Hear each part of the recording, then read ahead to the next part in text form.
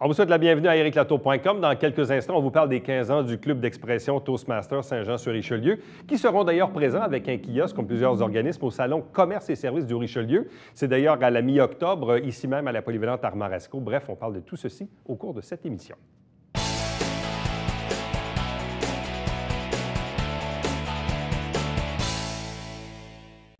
La fin de semaine du 15 et 16 octobre prochain à la polyvalente Armarasco, c'est la tenue du salon Commerce et services. 4 invités pour en parler.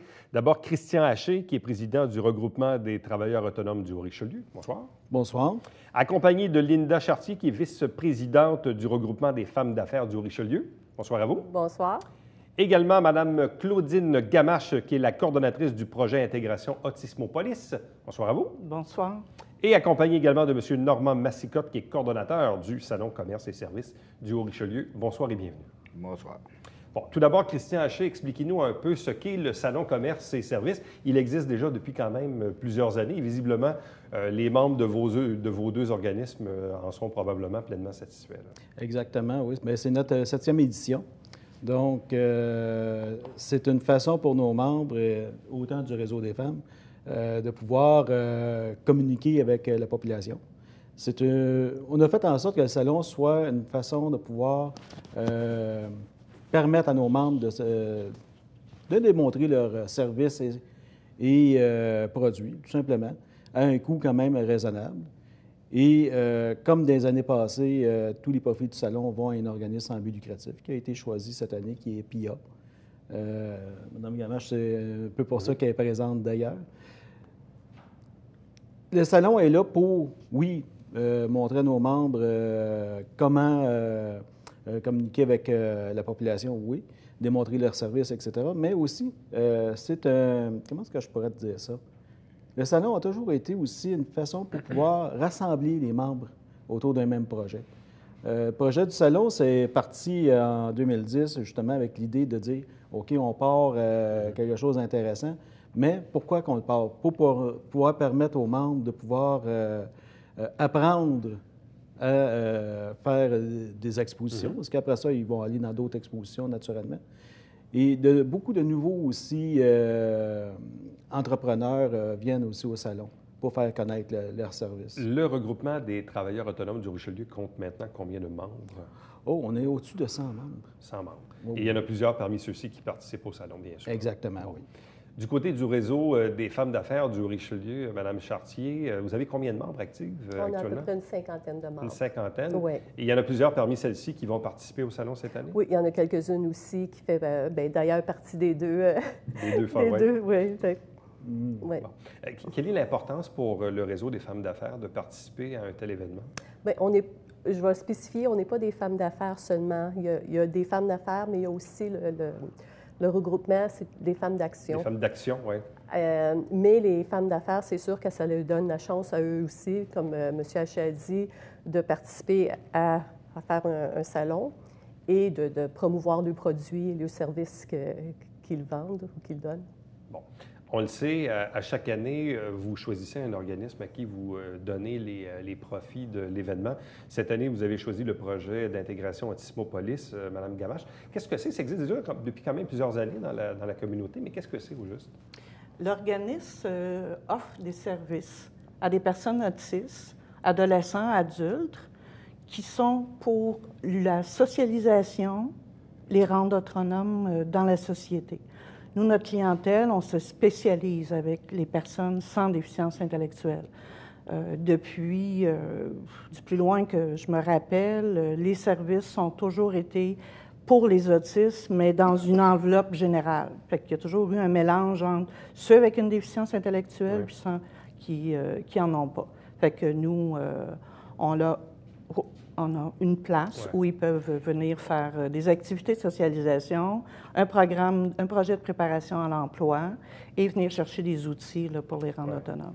Parce que je sais que quand on avait fait le démarrage de Autismopolis, je sais qu'on voulait faire justement cette distinction entre ce qu'on appelle parfois les autistes de haut niveau ou les autistes fonctionnels versus les autistes parfois qui sont accompagnés aussi d'une déficience intellectuelle.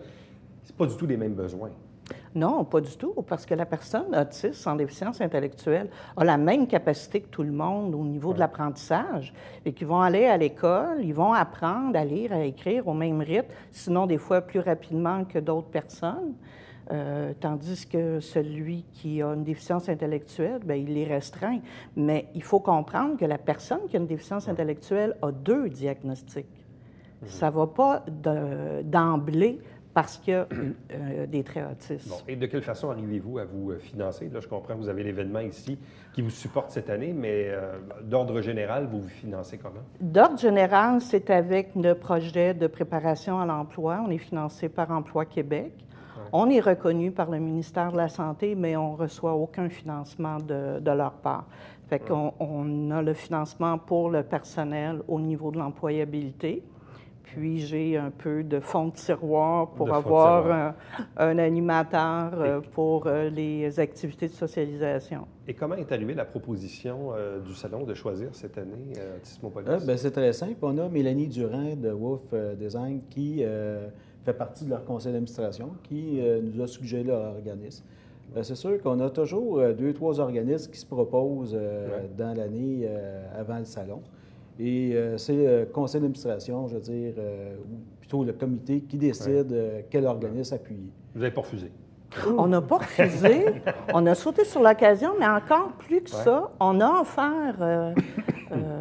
on va avoir la grande visite le dimanche 16 octobre à 13h30. Le chef Giovanni Apollo, qui va venir nous rejoindre pour rencontrer la population, signer des autographes, prendre des photos. Et tous ceux qui vont vouloir se coller à lui vont devoir laisser un peu de sous dans notre boîte de levée de fonds. Et on fait un tirage d'un panier cadeau qui a eu la gracieuseté de nous offrir ses vins et un tablier autographié, possiblement un de son roman qui vient d'être imprimé. Parlons d'organisation, Normand Mascotte. On a combien d'exposants cette année? Combien de kiosques? Cette année, on a prévu 55 kiosques loués, plus les 20 pour les organismes à but non lucratif. OK. Au moment où on se parle, il reste beaucoup moins de kiosques à louer. Là, je pense qu'il en reste 8, je pense, ou quelque chose du genre. Et puis, dans le cas des organismes à but non lucratif, il y en a 17 de vraiment, là... Donc, vous avez 55 kiosques pour, évidemment, les travailleurs autonomes et les femmes d'action, mais vous avez aussi une vingtaine d'autres kiosques pour les organismes. Pour les organismes à but non lucratif. Puis, ironiquement, le problème qu'on a avec les organismes à but non lucratif, c'est qu'ils ont des problèmes de trouver des bénévoles pour tenir un kiosque. Pour tenir le kiosque. Parce qu'évidemment, c'est le samedi, c'est le dimanche, donc c'est quand même quelques heures. Mais en même temps, est-ce que c'est nouveau, ça, de permettre à des organismes de pouvoir... C'est la première fois. C'est la première fois. C'est la première fois. Et c'est une façon de pouvoir faire valoir les organismes dans notre région. On a beaucoup d'organismes dans le Haut-Richelieu, dans Saint-Jean. Et on a décidé d'en offrir 20 kiosques, justement, pour pouvoir leur permettre d'exposer leurs services et aussi, peut-être aussi, ramasser du financement et aussi des membres. Tout à fait. Parce qu'un des problèmes des organismes, c'est d'avoir du membership. C'est-à-dire qu'ils ont beaucoup de difficultés à recruter des nouveaux membres qui vont s'impliquer dans leur CA, etc. Bon. 55 kiosques, est-ce que c'est plus que ce qu'on a eu dans les dernières années? La dernière année, l'année passée, c'était 42. Et 100 organismes à but non lucratif, c'est 42 total. Là, on parle de 75 total. 75. Et vous avez suffisamment d'espace, toujours à la cafétéria? Toujours à la cafétéria. C'est qu'on a éliminé le secteur conférence, parce que le secteur conférence est mal placé à Polyvalente. Il est à la fin plutôt qu'au début. Alors, rendu là, les gens veulent plus s'en aller. Les conférences n'avaient pas aucun succès à ce moment-là. Alors que dans cette formule-ci... Exact, c'est ça. Et donc, vous dites, oui. Le but, c'était d'augmenter la visibilité puis d'augmenter le nombre de visiteurs, ça. Ouais. Parce qu'on s'attend à ce que chaque organisme à but non lucratif va emmener ses membres, va inviter ses membres, puis ça devrait faire plus de volume de... Bon. Et les kiosques, d'ailleurs, ne sont pas très, très chers, là. Effectivement. Pour les organismes à but non lucratif, c'est gratuit. C'est gratuit. Puis pour les autres, bien, ça partait à 315 ce qui est ridicule. C'est une fraction du prix de d'autres. Et ce qui permet de voir, évidemment, des dizaines et des centaines de personnes là, durant les 2 jours. Évidemment, on sait parfois la météo, parfois a une influence un peu sur qu'est-ce qu'on fait en fin de semaine, on y va-tu demain? Bon, on sait ça, c'est évidemment, on fait partie. Ironiquement, on espère qu'il fasse froid. Froid, sans nécessairement pleuvoir. C'est ça, exactement. Ça prend une météo spéciale. Et cette année, on a aussi, comme à tous les années, on a quand même des commanditaires, des partenaires majeurs, entre autres Racine, on a Impact local, IGA, enfin, on a plusieurs partenaires qui sont là pour nous appuyer. Entre autres, IGA vont distribuer au-delà de 30 000 petits billets en tant que tel. Il y a près de 3 000 de prix de présence que les gens vont pouvoir avoir. Il y a des tirages, en fait, avec un passeport qu'on fait comme l'année passée. Ça, on a eu beaucoup de succès avec le passeport. Donc, c'est 3 000 qui va être quand même tiré là, pendant le salon. Madame Chartier, évidemment, ça fait quand même plusieurs années que le réseau d'action, le réseau des femmes d'action et le regroupement des travailleurs autonomes du Richelieu travaillent de pair dans cette organisation. Dans le fond, c'est quoi? C'est un fit parfait, c'est ça? Moi, ça fait juste 2 ans que je suis embarquée, si on veut dire, dans le réseau. On a reparti ça parce que ça avait tombé beaucoup. Puis là, bien, c'est ça, on va rechercher des nouveaux membres, les anciens reviennent, puis ça commence à être un succès pour nous aussi. Puis le salon, bien, on a toujours eu quelques-unes qui allaient. Moi, c'est mon 4e salon cette année. Puis là, j'ai 2 kiosques. Fait en que... plus, bon, vous êtes équipé. Donc, il y a une réelle communauté d'intérêt entre les 2 organismes. Tout à fait. Bien, écoute, depuis le début, les 2 réseaux communiquent ensemble et travaillent ensemble pour faire le salon.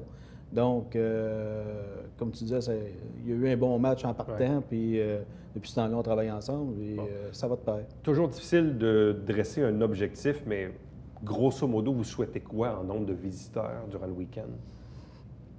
C'est pas le nombre de visiteurs. Oui, on s'attend à avoir 1000 à 1500 et plus. On veut avoir plus que l'année passée, en fait. Cependant, ce qui est très avantageux pour notre salon, comparativement à d'autres, c'est que les gens, avec le passeport, entre autres, arrêtent à chaque kiosque, prennent le temps de poser des questions. Le passeport, c'est dans le fond, à chaque kiosque, ils doivent poser une question, l'exposant, et la personne doit répondre. Met la réponse dans son petit passeport, etc. Bien ça fait en sorte qu'il y a de la communication. Et les gens, quand ils font le tour du salon, ils prennent le temps, puis ça leur prend 1h30 à 2 heures faire le tour, parce que justement, ils prennent le temps d'arrêter à chacun des kiosques pour poser des questions, jaser avec les travailleurs autonomes, avec les femmes, pour pouvoir justement avoir une meilleure communication, tout simplement. Est-ce qu'il y a un coût d'entrée?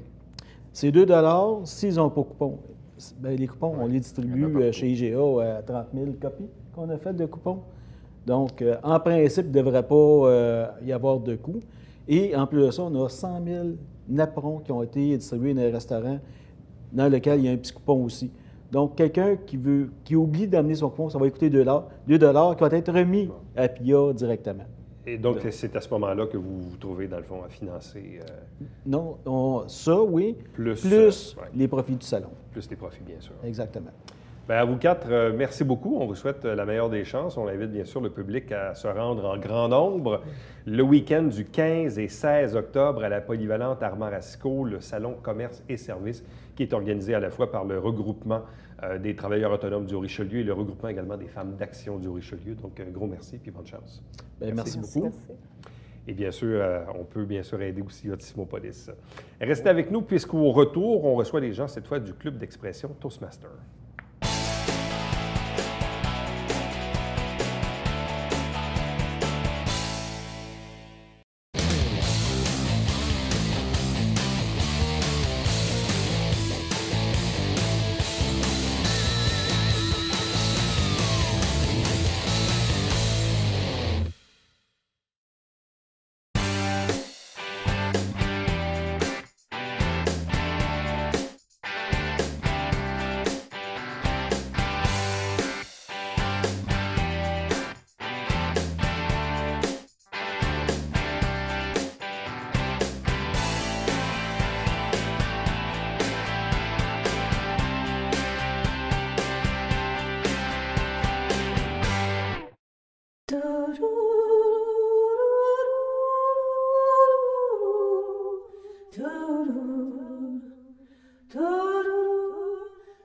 Police Beta, jeudi 19h.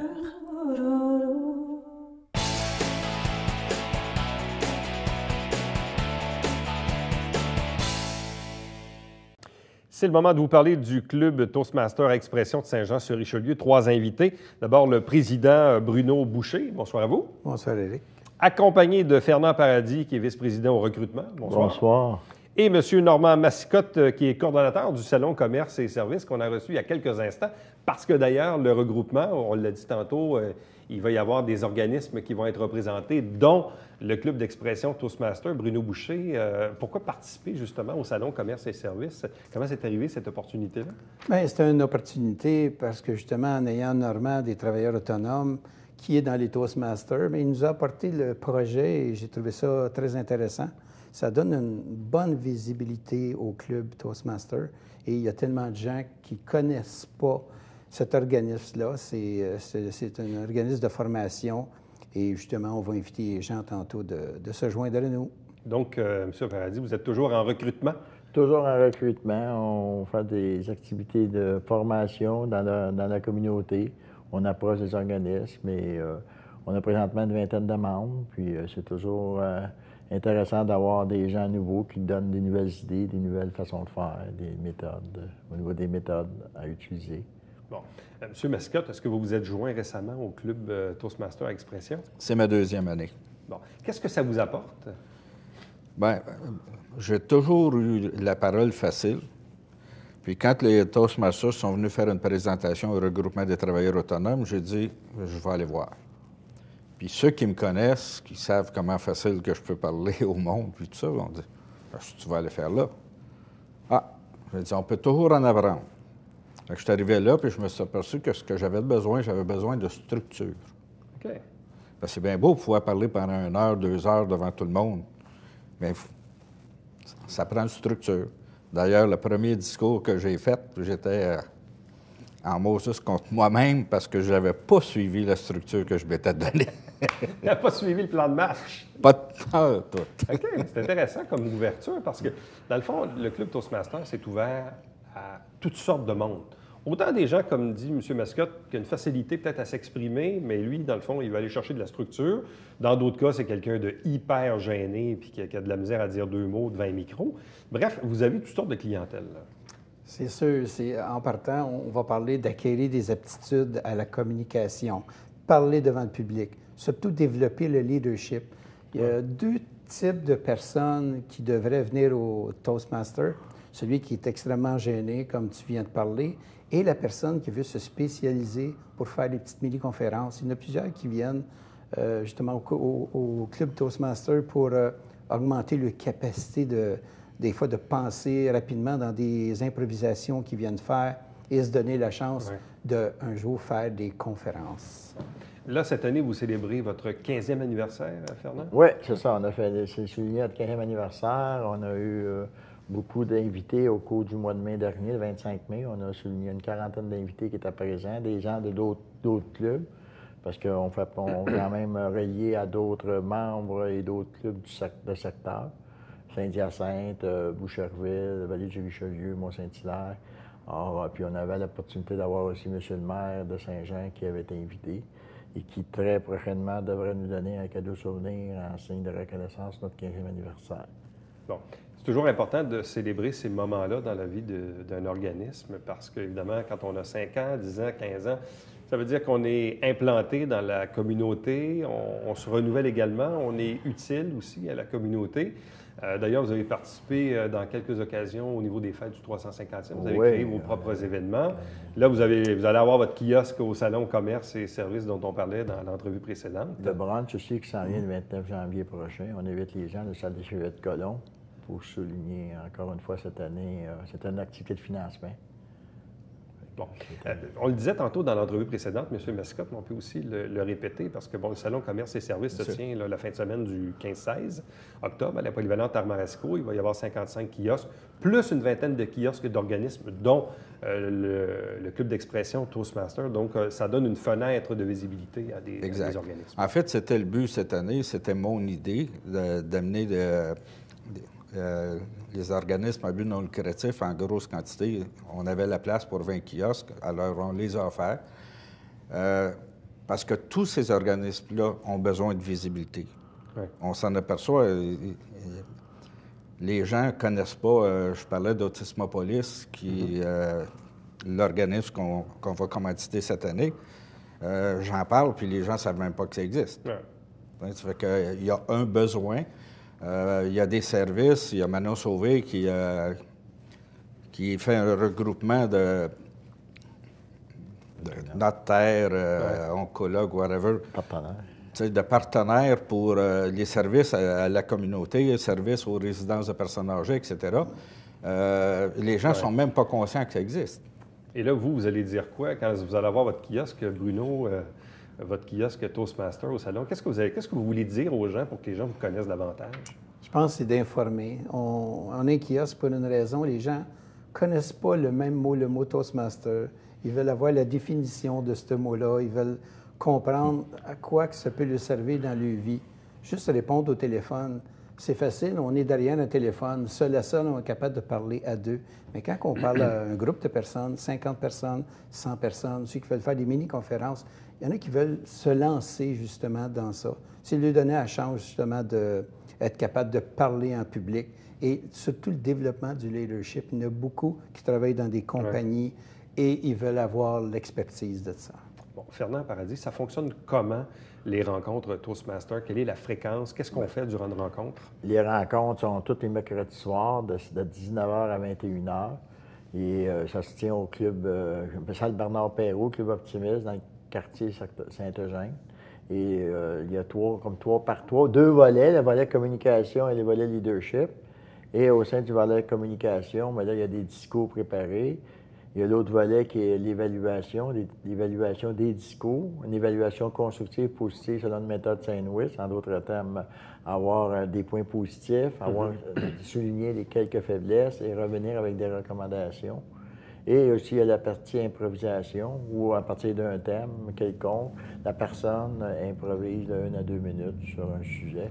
Bien souvent, c'est ça qui survient. Alors, on se réunit, on est une vingtaine, on a beaucoup de plaisir.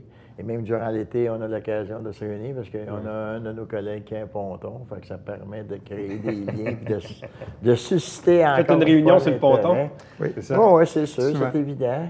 Puis moi, en plus de ça, cette année, je suis directeur de secteur. En d'autres termes, je m'occupe de 4 clubs. Club Saint-Hyacinthe, Vallée du Richelieu, Mont-Saint-Hilaire et Boucherville. Et là, il y a des concours, parce que c'est ça qui est intéressant, c'est qu'il y a des concours. Hier, nous avons eu le concours humoristique et le concours d'évaluation de discours à Boucherville. Ouais. Fait que, il y a des concurrents au sein de chaque club qui se rencontrent. Et là, on détermine qui va gagner pour aller encore plus loin. Fait qu'il y a comme un défi qui se... Le fait de côtoyer d'autres clubs à l'extérieur du territoire, qu'est-ce qu'on a à apprendre d'eux ou qu'eux-mêmes peuvent apprendre de nous également? Ah, bien, c'est très important parce qu'on fait du réseautage, donc on apprend des nouvelles manières, des nouvelles méthodes, de façon de fonctionnement. Chaque club a sa couleur, chaque club agit différemment. Quoique la base, c'est pareil, mais puis on permet aussi de rencontrer d'autres membres de d'autres clubs. Ouais. Qui nous permet aussi d'échanger, puis de réseauter, puis de nous donner un peu plus de compétences, d'expérience. Parce que Toastmaster, évidemment, est une organisation mondiale. C'est sûr. C'est international. Mais seulement sur la Rive-Sud, on a au moins une quinzaine de clubs. Longueuil, Saint-Hubert, Candiac, il y en a plusieurs. Là, bon, les gens qui seraient intéressés à en savoir davantage, évidemment, peuvent peut-être aller au salon Commerce et Services la fin de semaine du 15-16 où vous allez avoir un kiosque. Sinon, en d'autres temps, comme vous dites, c'est le mercredi soir à la salle Bernard-Perrault dans le quartier Saint-Eugène sur Jacques-Cartier. Sinon, les gens, bien sûr, peuvent vous contacter aussi directement. Oui, ils peuvent nous contacter directement à mon numéro de téléphone, 514-774-8133. 8133. C'est ça. C'est ça. Fait qu'il n'y a pas de problème. On est toujours disponible pour recevoir les appels téléphoniques. Bon. Bruno, que nous réserve l'avenir pour le club Toastmaster Expression? Bien, je pense qu'il est là, il est implanté pour longtemps parce qu'il y a tellement de monde qui en a besoin. Il y a des gens qui viennent et qu'ils sont vraiment contents d'avoir découvert un endroit où ils peuvent s'exprimer. Ouais. Leur oratoire. Sans se faire juger. Sans se faire juger, exactement. Tous les gens, quand même, c'était dans une... On dit que c'est un genre de laboratoire qui est positif, qui ça donne la chance aux gens de s'exprimer justement sans être jugés. Et on a des évaluations qui font en sorte de trouver des points positifs et des points à améliorer. C'est là, et d'apprendre notre langue française, qui est très, très important. D'ailleurs, on commence à être de plus en plus connu parce qu'il y a même des organismes, ici même dans la région, des organismes communautaires qui font appel à nous autres pour qu'on puisse venir donner des formations et de l'information au niveau de conférences. C'est intéressant et c'est très motivant pour nous autres. Puis vous, M. Mascotte, avez-vous amélioré votre structure? J'ai amélioré ma structure, puis quand on parle de structure, on parle aussi d'exactitude de temps. Puis ça, c'est un facteur très important pour les Toastmasters. Il faut respecter le chrono. Il faut respecter le chrono, c'est très important. On ne peut pas commencer avant le temps, mais on ne peut pas finir après le temps non plus. C'est bon. Moi, je viens de dépasser de 30 secondes. On vient de me dire ça. Mais c'est pas grave, on va s'arranger. Merci beaucoup. Merci à toi. Restez avec nous. Au retour, on vous présente le Babillard quotidien.